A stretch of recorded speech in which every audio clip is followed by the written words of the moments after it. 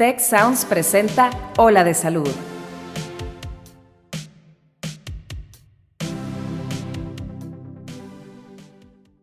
La desinformación y el estigma causan que las enfermedades de transmisión sexual sigan siendo un tema tabú, pero no tiene que ser así. En este episodio te diremos todo lo que necesitas saber sobre las llamadas ETS. Yo soy Mauricio Torres y aquí comienza tu ruta de bienestar. Hay otras enfermedades, VIH, hepatitis, pero en términos prácticos, cuando hablamos de STDs o enfermedades de transmisión sexual, sí hay una referencia muy directa hacia enfermedades como lo que acabas de mencionar, que son la gran mayoría de estas enfermedades por agentes no virales. ¿Qué tal amigos? ¿Cómo están? Bienvenidos a un nuevo episodio de Ola de Salud, el podcast dedicado a darte las herramientas necesarias para que cambies tu estilo de vida y mejores pues tu salud verdaderamente. Es un tremendo gusto estar aquí con ustedes. Yo soy Mauricio Torres y el día de hoy nos acompaña el doctor Daniel Olvera, que ya hemos tenido previamente en este podcast, como recordarán en el episodio de cáncer de próstata. El doctor, platicando un poco más sobre él, para quienes no escucharon el episodio previo, es médico graduado del Tecnológico de Monterrey, hizo especialidad de urología en el Instituto Nacional Salvador Subirán y después, posteriormente, hizo su especialidad en cirugía de mínima invasión y cirugía robótica en Canadá. El día de hoy es uno de los urólogos de TechSalud. Doctor Olvera, bienvenido de regreso a Ola de Salud. Hola, ¿cómo están? Buenas tardes a ti y a todo el auditorio. Gracias por la invitación. Estamos aquí para platicar y resolver dudas acerca de este tema tan común y frecuente que vemos en la consulta. Justamente, y yo creo que es una excelente forma de empezar el día de hoy. Tenemos un tema un poco tabú, un poco difícil de hablar y a veces es un tema de conversación pues popular, pero que las personas a veces no tienen como algunos conocimientos que pudieran ayudar a verdaderamente aportar a una conversación constructiva. El día de hoy vamos a hablar de 3 letras que dan un poco de miedo, la E, la T y la S. Vamos a hablar de las ETS, las enfermedades de transmisión sexual. Y yo creo que un buen punto de partida sería intentar describir qué son las enfermedades de transmisión sexual, doctor. Mira, las enfermedades de transmisión sexual es un grupo amplio de padecimientos que tienen distintos orígenes, tanto orígenes virales, bacterianos o parasitarios que afectan el tracto genitourinario y la forma de presentación y la forma de contagio es a través de contacto sexual. Que también hay otras formas de que se puedan transmitir estas enfermedades, ¿verdad? Podemos hablar un Sí, poco dependiendo. Algunas enfermedades se pueden transmitir por agujas, algunas enfermedades incluso durante el nacimiento, transmisión vertical de madre a hijo. Entonces, pudiéramos empezar a entender que las enfermedades de transmisión sexual no tienen únicamente una transmisión, pues, originario de una conducta sexual, aunque sí tenemos que, pues, entender que es la principal forma de transmisión del mecanismo de estas enfermedades. Sí, el nombre viene porque es el principal mecanismo, obviamente, contactos físicos probablemente que pudieran ser no de índole sexual por medio del cual se transmiten y otras enfermedades virales como tú lo mencionas, en relación a VIH o hepatitis, algunos tipos de hepatitis que se transmiten por vía sexual o por vía hematógena, como tú dices, agujas, y algunas otras formas, ¿no? Pero cuando nos referimos a enfermedades de transmisión sexual, pues sí involucramos gran parte de estos agentes patógenos. Completamente. Y ahorita el doctor hablaba un poco de la etiología de estas enfermedades. Algunas son bacterias, como la gonorrea, la clamidia, el sífilis. Algunas son virus, como el VIH o el virus de hepatitis C, o incluso el herpes. Y también hay unos parásitos que también se consideran enfermedades de transmisión sexual. Y cuando nosotros escuchamos el nombre enfermedades de transmisión sexual, muchas veces tendemos a pensar que tienen un pronóstico pues muy desfavorable. Doctor, ¿nos puede platicar un poco como del espectro de pronósticos que pueden existir dentro de una enfermedad de transmisión sexual? ¿Son curables, son tratables? La mayor parte de las infecciones de transmisión sexual son enfermedades curables. Obviamente tenemos que saber primero definir qué enfermedad, ¿no? O sea, hay muchos tipos de enfermedades. Hay las enfermedades bacterianas, se curan, algunas enfermedades virales no se llegan a curar. Ejemplos de esto puede ser el herpes simple, tanto tipo 1 como tipo 2, que son enfermedades que se pueden manejar, se pueden tratar, se pueden prevenir que haya nuevas reincidencias de cuadros, pero muchas veces los pacientes pueden vivir con la presencia del virus en su cuerpo, ¿no? Algunas otras enfermedades que también sabemos que se pueden controlar, como el virus de inmunodeficiencia humana, el VIH, y ya hay algunas otras enfermedades de hepatitis que también se pueden llegar a tratar, ¿no? Hepatitis virales, específicamente B y C. Cuando hablamos de enfermedades de transmisión sexual, sí me gustaría aclarar aquí este punto, que hablamos sobre todo de de enfermedades que se presentan con lesiones o con sintomatología en la vía urinaria. ¿Me explico? Como tú lo dices, hay otras enfermedades, VIH, hepatitis, pero en términos prácticos, cuando hablamos de STDs o enfermedades de transmisión sexual, sí hay una referencia muy directa hacia enfermedades como lo que acabas de mencionar, clamidia, gonorrea, herpes, linfogranuloma venéreo, sífilis, enfermedades por micoplasma, ureaplasma, enfermedad pélvica inflamatoria, que son la gran mayoría de estas enfermedades por agentes no virales. Claro. Y aquí yo creo que una persona que no es experta en el tema, e incluso un par de estudiantes de medicina, podrían estar un poco confundidos de cuáles serían los síntomas, los datos de alarma que harían que una persona vaya con un médico a revisarse. ¿Cuáles son las cosas que deberían de estar al pendientes para poder atender una consulta? Pues mira, lo más importante, y creo que es un dato muy básico, pero que mucha gente que vemos en la consulta no está bien informado, es que cualquier contacto sexual, cualquier contacto con fluidos corporales pudiera llevar a cabo la transmisión de una enfermedad de transmisión sexual, ¿no? Y muchas enfermedades de transmisión sexual, específicamente enfermedades como clamidia, micoplasma, ureaplasma, muchos pacientes pueden ser portadores asintomáticos. Okay. Y esta es la razón por la cual puede haber una transmisión muy importante en población joven o en población que tiene actividad sexual sin protección, sin métodos de barrera, que puede llevar a cabo a que exista gente que son potenciales transmisores de la enfermedad, portadores asintomáticos que realmente no tienen ningún síntoma, pero que alguna otra pareja con la que tienen actividad sexual lleguen a presentar síntomas. Te reitero, los síntomas más comunes de estas infecciones son molestias urinarias o molestias geniturinarias, digamos a nivel vaginal, o ardor al orinar, algún tipo de fluido, y muchas otras lesiones se presentan con afección a la piel directamente, que vean alteraciones tanto úlceras como presencia de nódulos o irritación en la piel del área genital.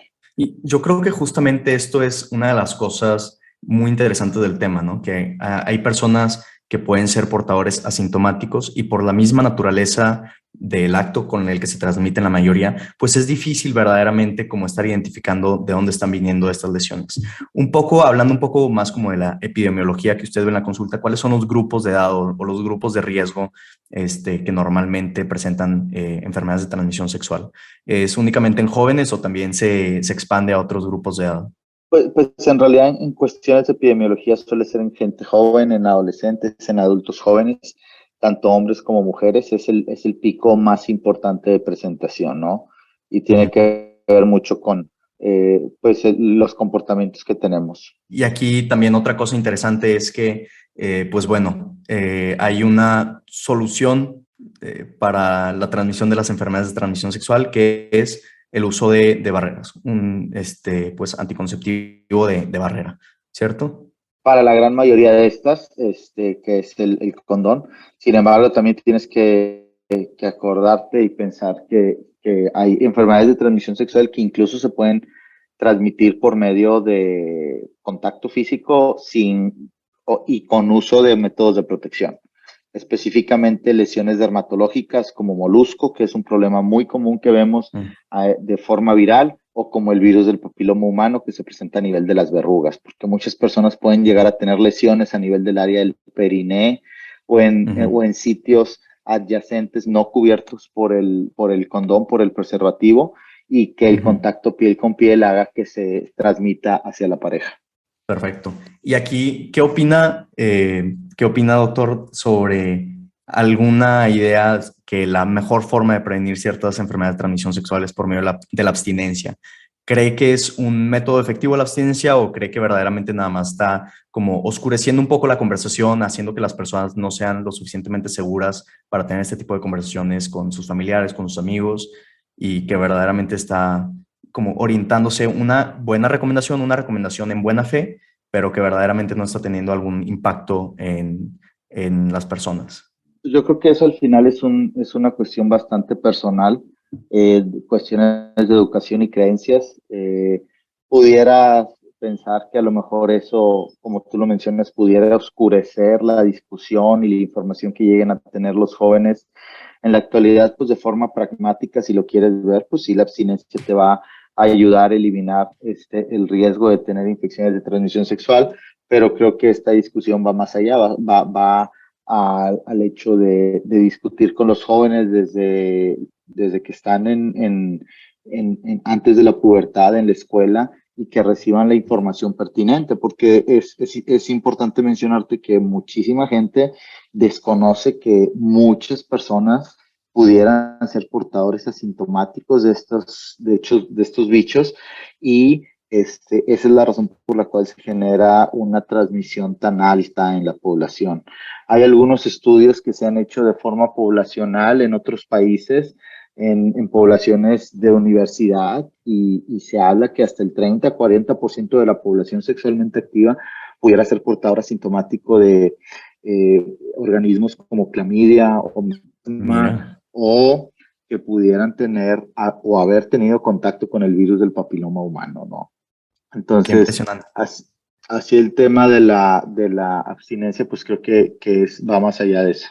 Excelente. Sí, y yo creo que justamente ese es como el núcleo de todo el asunto, el cómo podemos tener conversaciones verdaderamente informativas e incluso, pues la única forma de verdaderamente estar a salvo es con la prevención, es identificando cuáles son los factores de riesgo, cuáles son las conductas que llevan a la transmisión de estas enfermedades y pues verdaderamente tener esta información para nosotros poder tomar buenas decisiones. Y mucho viene del cómo se empieza a hablar de este tema desde jóvenes.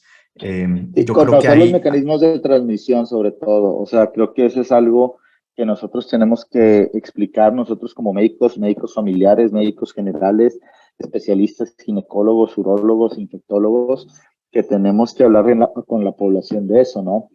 Suena a lo mejor a manera de chistosa, pero o sea, es un efecto importante y ya revisado con estadísticas, el tema de la pandemia del COVID hizo que disminuyera mucho el número de pacientes que se presentan a la consulta quejándose de un tema de una enfermedad de transmisión sexual, ¿no? Y eso pues eso es obvio, es por la, el aislamiento que existió durante todos estos meses. mira, es un dato que no tenía considerado, pero pues hace mucha lógica. Estuvimos completamente encerrados, entonces el transmisión de muchísimas enfermedades, incluso hasta las respiratorias agudas, se vio que fue en el 2020, el pico más bajo de influenza en muchísimos años, ¿no? Entonces, pues bueno, no podemos como quiera vivir aislados toda nuestra vida, sino con la información correcta para tomar buenas decisiones.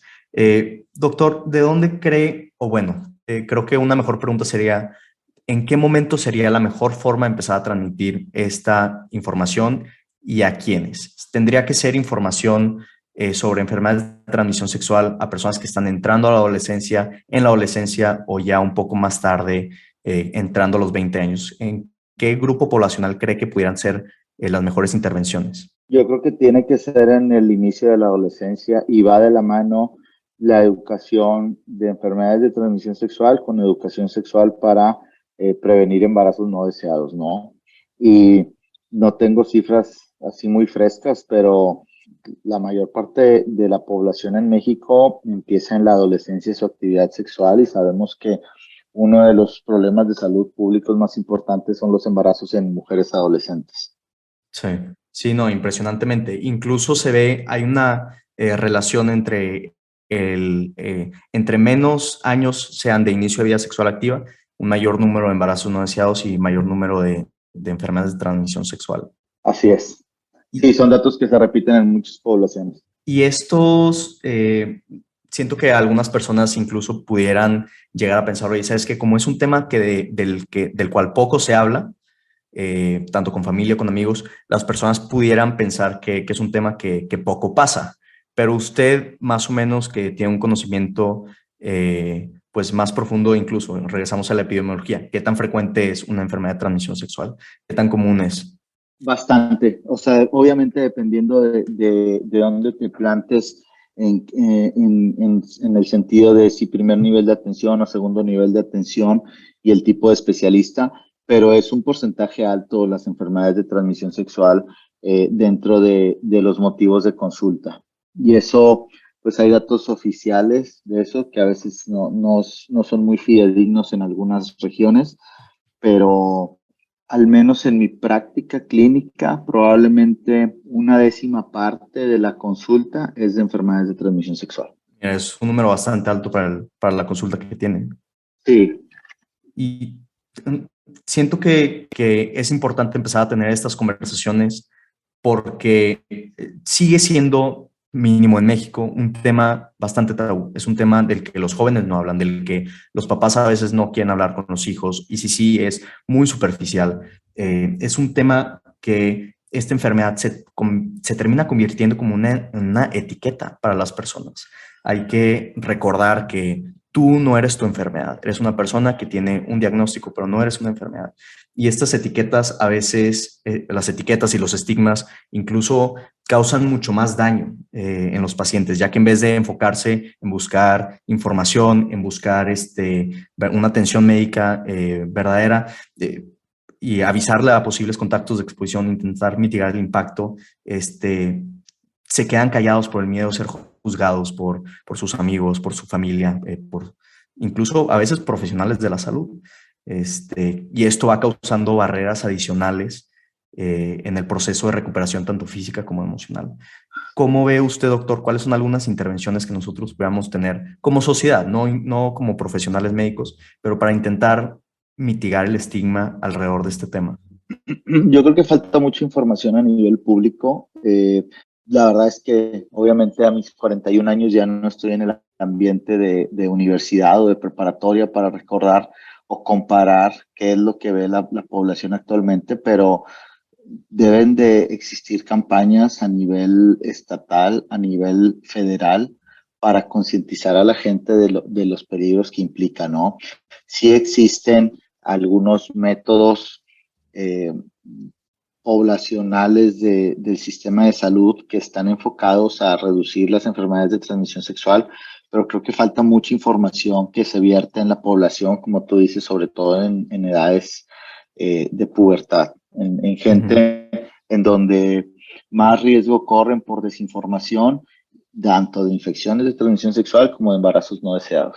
Estoy completamente de acuerdo. Hace falta una verdadera intervención de salud pública a nivel nacional para poder estudiar bien estas barreras y ver cuáles serían las intervenciones más efectivas a estos grupos de población de riesgo. Yo creo que la información que hayan escuchado el día de hoy les ayuda a reconocer signos y síntomas de alarma, cuáles son algunas circunstancias en las cuales deberían de asistir con un médico especialista a valoración e incluso empezar a entender de dónde surge este estigma. Espero que este episodio les haya ayudado a verdaderamente tener un poco más información veraz y científica para poder ustedes, cada quien en su propio ambiente, ir ayudando a terminar el estigma alrededor de las enfermedades de transmisión sexual. Doctor, ¿alguna última idea antes de terminar el episodio? ¿Algo que quiere que quede más claro, que se lleven todos los que lo están escuchando? Pues mira, realmente que parte de nuestra responsabilidad a nivel global y ciudadanos implica el que nosotros mismos nos cuidamos y cuidemos a la gente que tenemos a nuestro alrededor. Y eso implica que en muchas ocasiones con cambios de pareja los pacientes se hagan alguna revisión, alguna valoración, algún tipo de screening o tamizaje de enfermedades de transmisión sexual para poder reducir el impacto en la transmisión, ¿no? Esto no está muy bien específico y delimitado en nuestro país, en México, pero bueno, ya hay diversas recomendaciones por parte del CDC en Estados Unidos, del Centro de Control y Prevención de Enfermedades, acerca de qué poblaciones debemos de hacer tamizaje para encontrar población vulnerable que puedan ser portadores asintomáticos. Y en realidad el consejo sería aquí que si van a empezar a tener actividad con alguna pareja diferente o a tener actividad de forma individual, pues sí estarse revisando para reducir este impacto. Creo que es una intervención fantástica para todas las personas que nos están escuchando, sean jóvenes, sean adultos. Es importante estar teniendo este tipo de conversaciones. Son conversaciones difíciles, pero que valen muchísimo la pena. Está demostrado una y otra vez que cuando le das a las personas, las empoderas con información y recursos, verdaderamente son más propensos a tomar interés en mejorar su salud. Entonces, doctor, muchísimas gracias por su tiempo. Cualquier cosa, estamos aquí al pendiente. ¿Cómo lo pudieran encontrar en alguna red social, Twitter, Instagram? Muchas gracias por la invitación, primero que nada. Y bueno, ahí nos pueden encontrar acá en el Hospital Zambrano, en el 4º piso, en TechSalud. Y redes sociales, mi página es Olvera Posada en Facebook. Excelente. Pues ahí lo tienen. Muchísimas gracias a todos los que se conectaron el día de hoy a escucharnos hablar sobre este tema tan importante, tan interesante. Esperemos que hayan salido con un poco de aprendizaje y pues queda en cada uno de ustedes empezar a tener estas conversaciones difíciles para ir poco a poco desestigmatizando el tema y creando comunidades más saludables. Esto fue un episodio nuevo de Ola de Salud. Muchísimas gracias a todos. Cuida tu mente.